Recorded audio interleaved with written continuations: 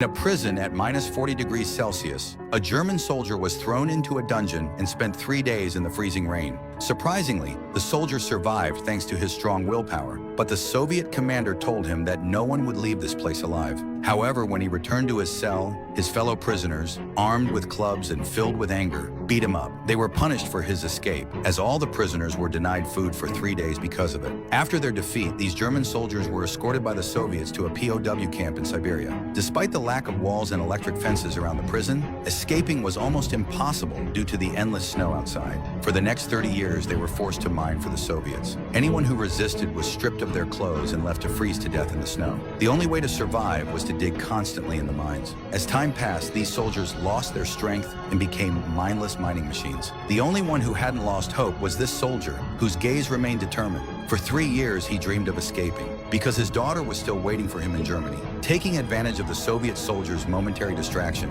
he quietly climbed onto the conveyor belt and jumped onto the minecart, thinking he had found his escape. However, the cart was blocked by a wooden stick. When he leaned out to check, he was immediately spotted by a Soviet soldier. Because of this escape attempt, the soldier was locked in the dungeon for 3 days and nights. He survived with sheer willpower in the freezing cold. When the doctor examined him, the soldier begged the doctor to save him, desperate to return to his wife and daughter. But the doctor told him that everyone would die here, as they were mining lead, a toxic metal. The doctor had already made plans to escape, even preparing a compass and supplies. But when he tried to leave, he realized he had already been poisoned by the lead. Seeing the soldier's desperate need to escape, the doctor decided to give him a chance. He gave the soldier a map with the escape route, took off his sweater and boots, and handed them over. The doctor also told him that he had hidden supplies along the railroad track and gave him a gun. Under the cover of night, the soldier tried to escape again. He found the supplies the doctor had hidden under a rock and successfully broke out of the prison, beginning a 14,000-kilometer journey to freedom. The next day, when the commander found out the soldier had escaped, he was furious. The commander immediately ordered a carpet search within 10 kilometers of the prison.